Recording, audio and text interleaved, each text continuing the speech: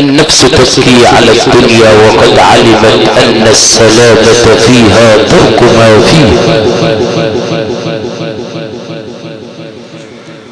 لا دار للمرء بعد الموت يسكنها إلا التي كان قبل الموت يبنيها.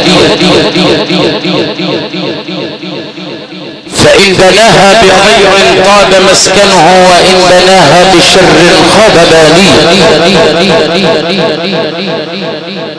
أموالنا لذوي الميراث نجمعها ودورنا لخراب الدهر نبنيه.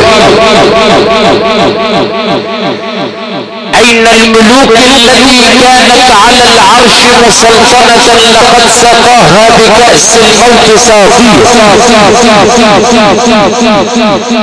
اعمل لدار غد الرضوان خازنها والجار أحمد والرحمن ناشيه. قصورها ذهب والمسك طينتها والزعفران حشيش نابت فيه. الإخوة المؤمنون، عود الطيب المبارك إلى ساحة القرآن الكريم حيث التواصل والعطاء في ليلة التكريم لوالدة معالي المستشار محمد البرديري، مشاركين العزاء له ولأشقائه الكرام الحاج السيد البرديري، المهندس عبد المنعم البرديري، كما جئنا مشاركين العزاء لأبناء عمومته حاج محمود طلب البرديري، حاج أبو خليل البرديري، علي المستشار السعيد طلب البرديري، علي المستشار عامر البرديري. كما جئنا مشاركين العزاء لصاحب الدعوة الكريمة علم الواجب ورمز المذهب أستاذ عرفات الراعي الفقهي وعموم الأسرة الكريمة. في هذه الليلة القرآنية يتنافس المتنافسون على أداء الواجب، فما أجمل قول القائل قال كل البلاغة أقصدي لبياني، لا قول بعد بلاغة القرآن، فما الفصحى وما أربابها عبر الدنا وعلى مدى الأزمان، ومن خالق الخلائق كلهم من إنس ومن جان، والله إن اجتمعوا جميعهم لن يستطيعوا أن يأتوا بآية من آي الذكر والتبيان. القارئ العلم سفير قراء مصر بالعالمين العربي والإسلامي، نجم وفخر قراء محافظة الشرقية، وإن عاصمة مصر الأولى مدينة صان الحجر، فضيلة القارئ الشيخ السعيد السيد حمودة. أسأل مولانا جل وعلا لفضيلة قارئ التوفيق ولي ولحضراتكم بحسن الاستماع، فليتفضل صاحب الفضيلة. أعوذ بالله من الشيطان الرجيم.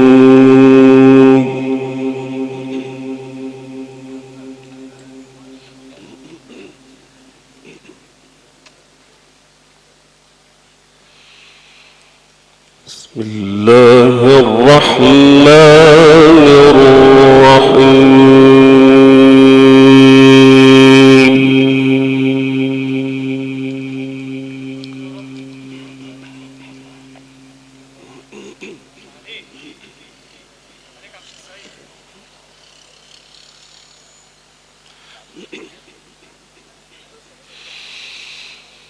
قل لعبادي الذين آمنوا يقيموا الصلاة وينفقوا مما رزقناهم سرا وعلانية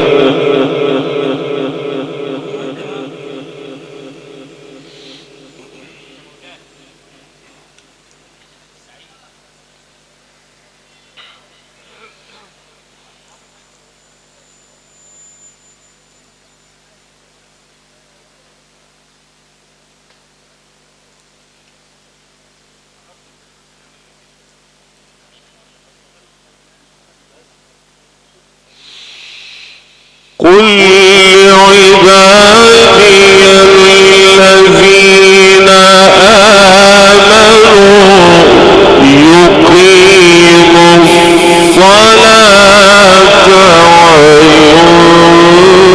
وينفقوا مما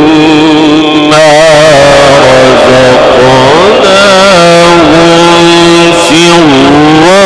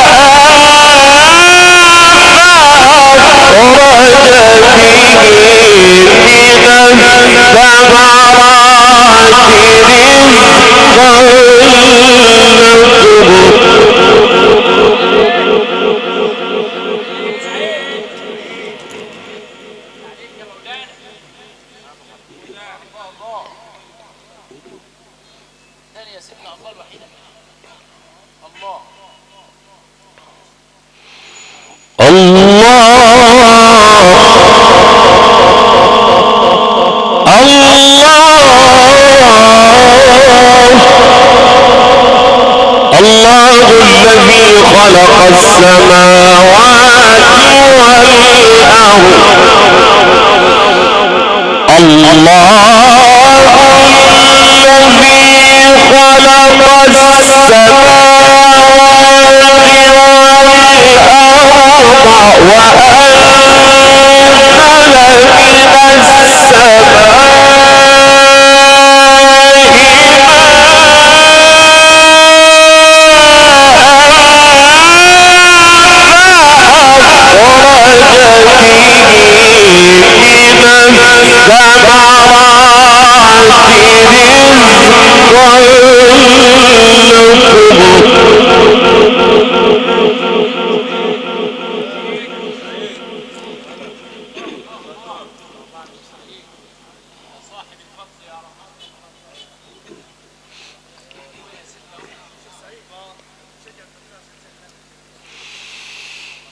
قل لعبادي الذين آمنوا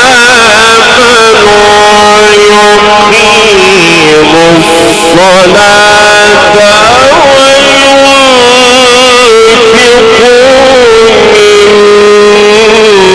مما رزقناهم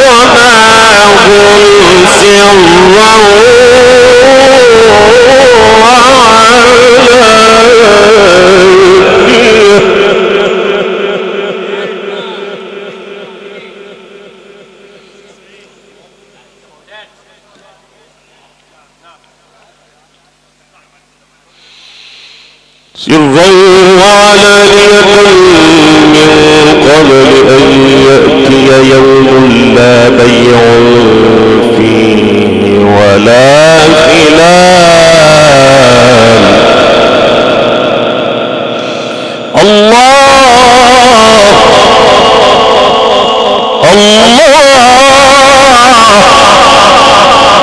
الله الذي خلق السماوات والأرض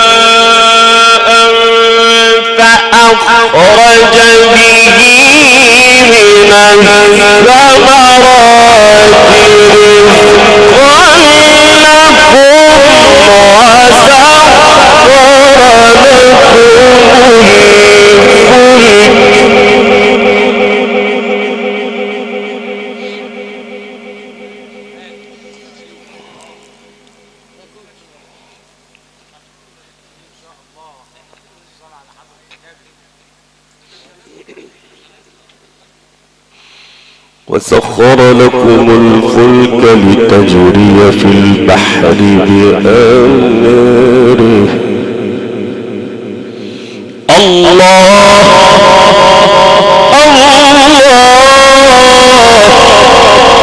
الله الذي خلق السماوات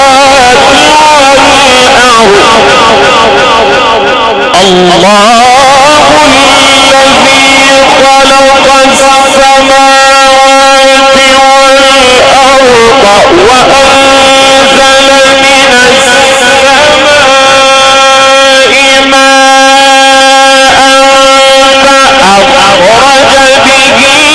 من السماء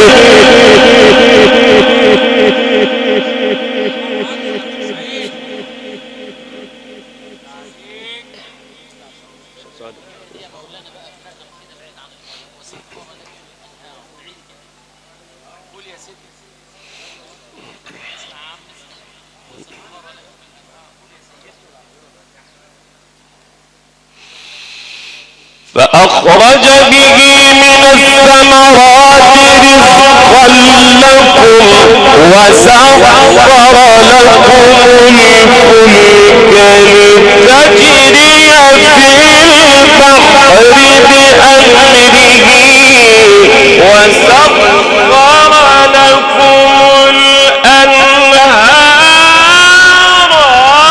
وسخر لكم الشمس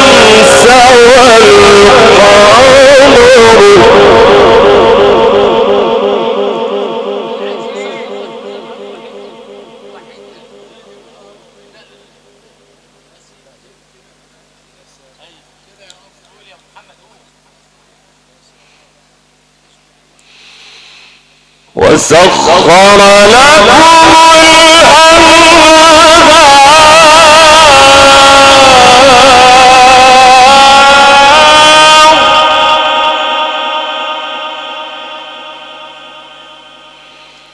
وسخر لكم الشمس والقمر دائبين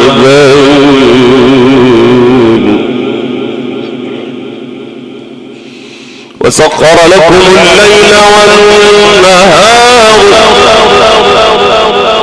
وسخر لكم الليل والنهار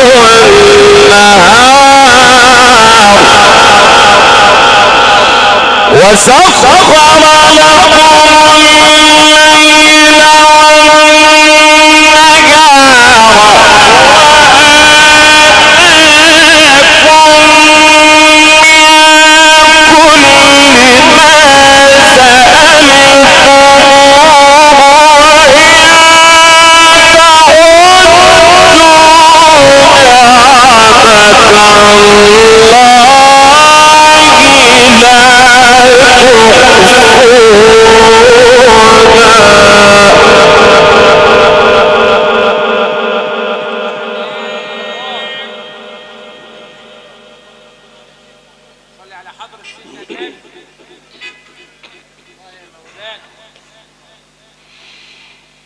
وسخر لكم الليل والنهار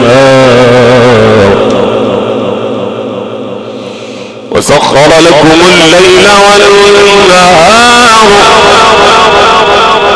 وسخر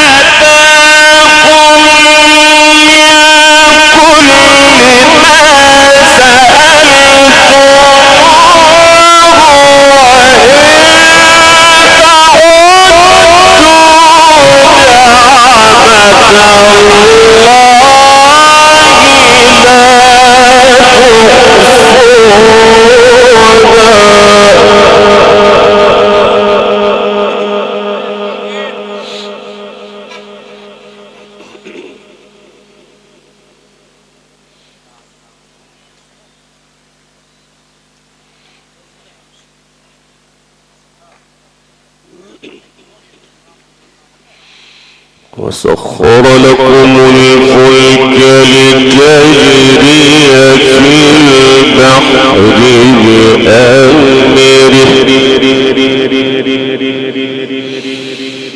وسخر لكم الفلك لتجري في البحر بأمره وسخر لكم الأنهار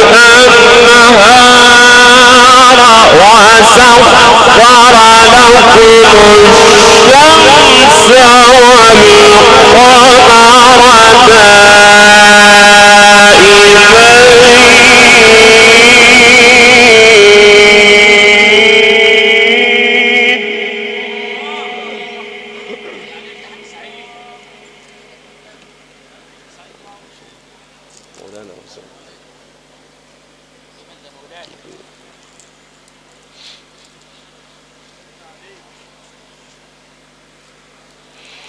وسخر لكم الليل والنهار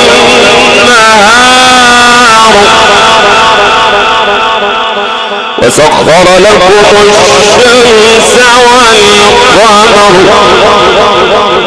فسخر لكم الشمس والقمر دائبين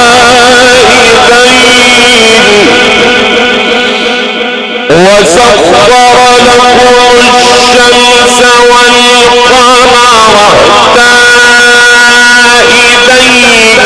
وسخر لكم الليل والنهار وآتاكم من كل ما سألتموه وإن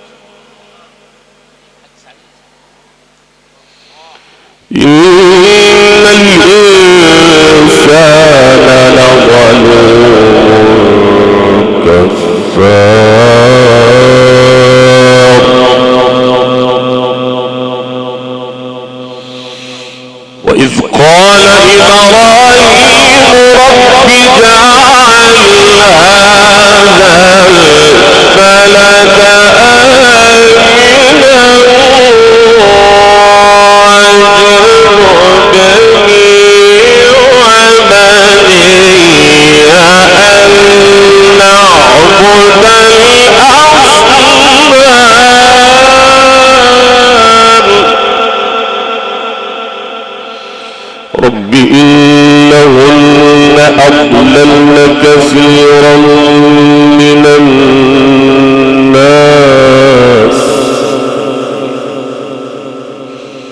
فمن تبعني فإنه مني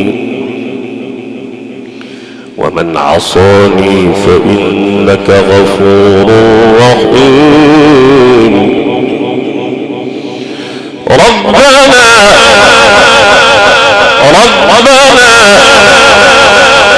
ومن عصاني فإنك غفور رحيم ربنا إني أسكنت من ذريتي بواد غير ذي زرع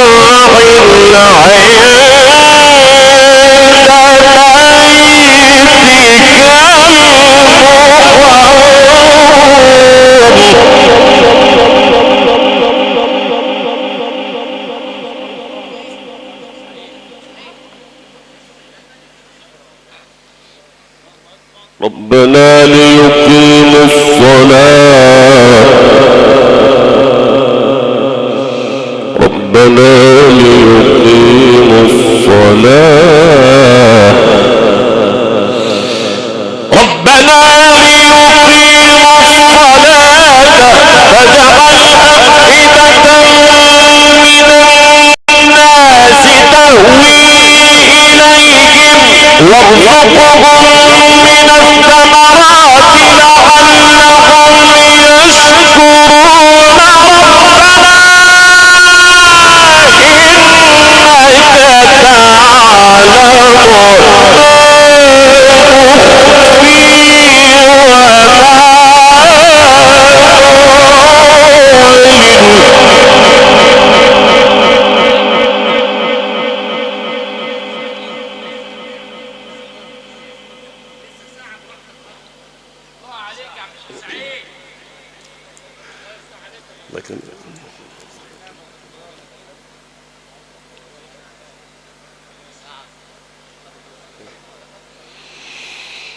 ربنا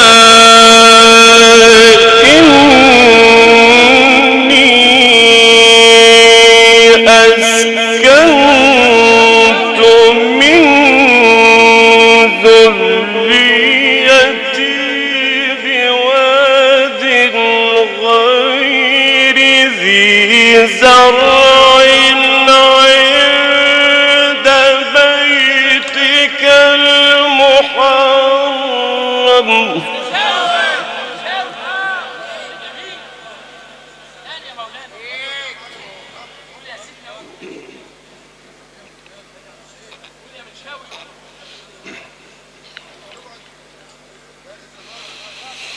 ربنا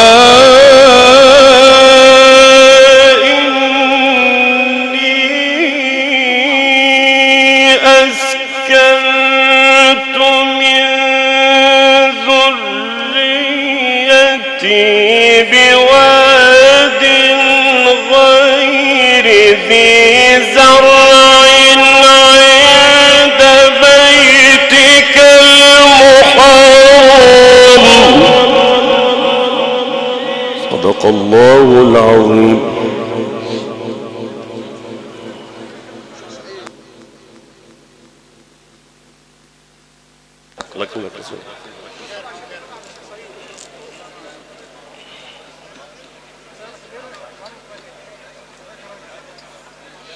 ربنا ليقيموا الصلاة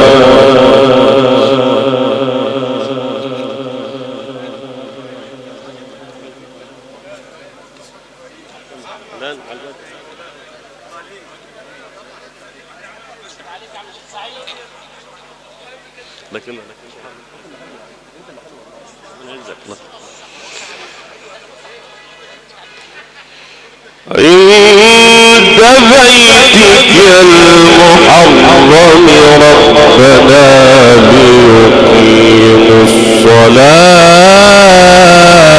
الصلاة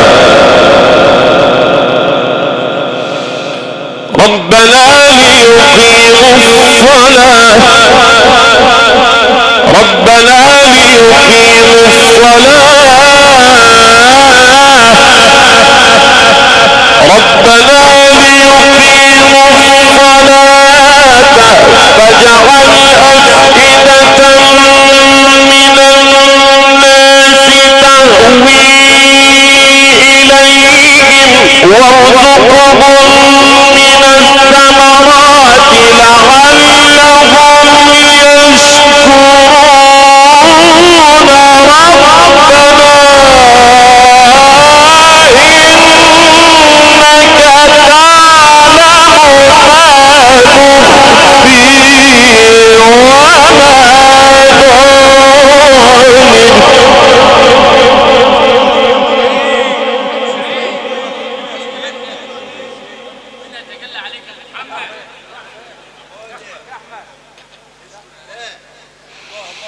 ربنا ليقيموا الصلاة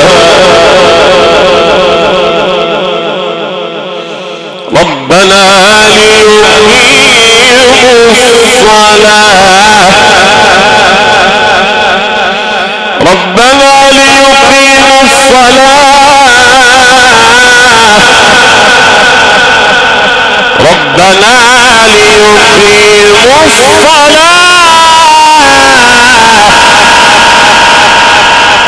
فاجعل أفئدة من الناس تهوي إليهم وارزقهم من الثمرات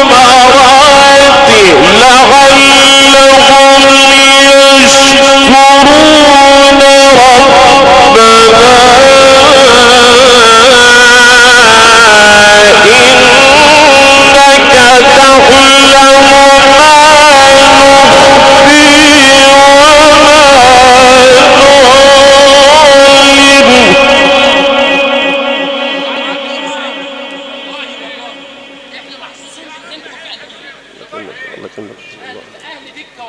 ربنا كان الشيخ اسماعيل الطنطاوي او الشيخ السعيد حمود. ربنا يكرمك. ربنا يفتح عليك يا مولانا. الله يحفظك.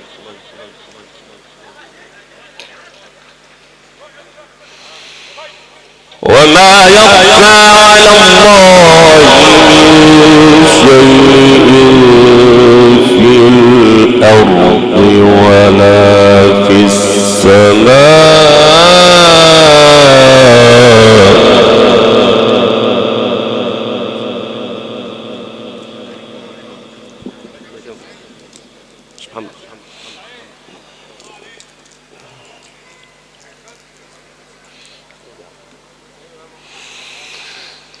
ربنا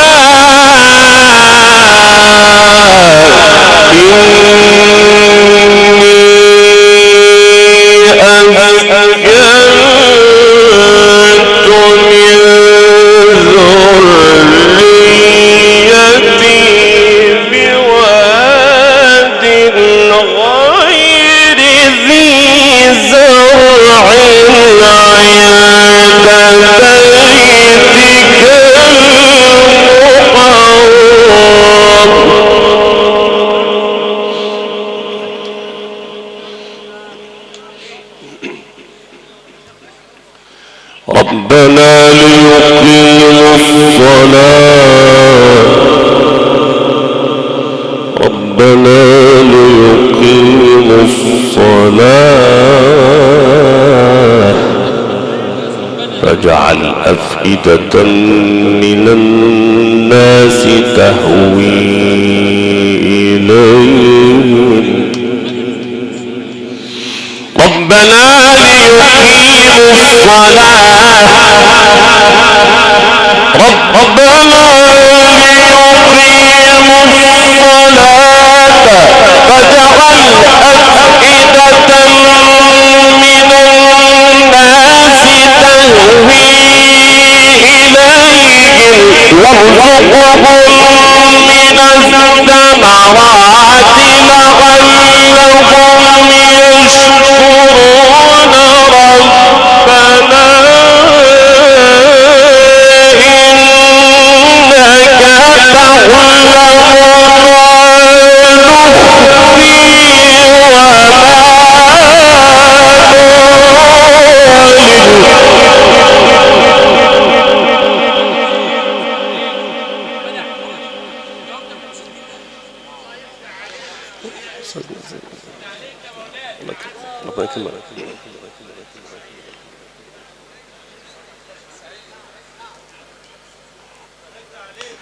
وما وما يخفى على الله من شيء في الأرض ولا في السماء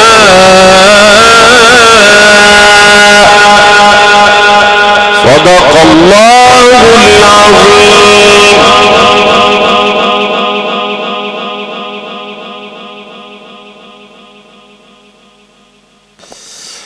أكرم بقوم أكرم القرآن وهب له الأرواح والأبدان قوم قد اختار الإله قلوبهم لتسير من غرس الهدى بستانا. وهكذا إخوتنا إخوة الإيمان والإسلام عشنا سويا من رائعة آيات سورة إبراهيم بصوت القارئ العلم وحب التلاوة فضيلة القارئ الشيخ السعيد السيد حمودة قارئ مصر والعالم الإسلامي وعضو بنقابة قراء مصر والمقيم بمدينة صان الحجر شرقية. ختاما للجزء الأول ليلة التكريم للأم الراحلة والدة علم الواجب ورمز الأدب معالي المستشار محمد الدرديري نيابة عنه وعن أشقائه الكرام حاج السيد الدرديري مهندس عبد المنعم الدرديري نيابة عن أبناء عمومته من حاج محمود طلبة الدرديري حاج أبو خليل الدرديري معالي المستشار السعيد طلبة الدرديري نيابة عن معالي المستشار عامر يحيى الدرديري نيابة عن رمز الأدب وعلم الواجب وصاحب الدعوة الكريمة الأستاذ عرفات الراعي الحبي وعموم الأسرة الكريمة والعائلة الكريمة. باسمهم جميعا نتقدم بخالص الشكر إلى كل من وساهم في هذا العزاء شاكرا فريق عمل هذه الليلة مؤسسة الصوت الأولى عبر محافظات مصر لمؤسسة أولاد الحاج إبراهيم حمودة لمهندس صوت العرب المهندس حمادة حمودة مهندس السعيد حمودة والمقيمات بالبوري. شاكرا أيضا قصور الضيافة العربي للأولاد سرادقات مصر ولأولاد الإدارة الحديثة لكبرى وأضخم محطات الديزل مملكة الفخامة والإبداع لملوك الفراشة أولاد الحاج أحمد أبو يوسف لعمالقة الفراشة المهندس محمد والمهندس عبده أبو يوسف والمقيمين ببني عبس. شكرا وجه الضيافة الذي سنلتقي به بعد المغرب لمؤسسة أولاد البيلي. دار الضيافة الأستاذ عبد الرازق البيلي والمقيم بحمادة. انتظار التلاوة عبر شاشات الانترنت لصاحب لمسة الإبداع محمد رأفت وعمرو رأفت والمقيمات بحمادة مركز ومدينة أولاد صمت. أخي المعز الكريم حانت الآن للشمس أن تغرب عن هذا اليوم الكريم المبارك، يوم من أيام شهر رمضان المبارك، حيث يتوقف الإرسال عن هذه الليلة القرآنية على أن يعود استهلال الجزء الثاني بعد صلاة المغرب مباشرة مع أعلام التلاوة وأقطاب دولة التلاوة القارئ العلم قارئ الإذاعة المصرية فضيلة القارئ الشيخ إسماعيل السيد الطنطاوي، والقارئ العلم فضيلة القارئ الشيخ السعيد السيد حمودة. إلى هذا الموعد أترككم في رعاية الله وأمنه على أمل اللقاء بكم عبد الوهاب عيسى. سلام من الله عليكم ورحمته وبركاته.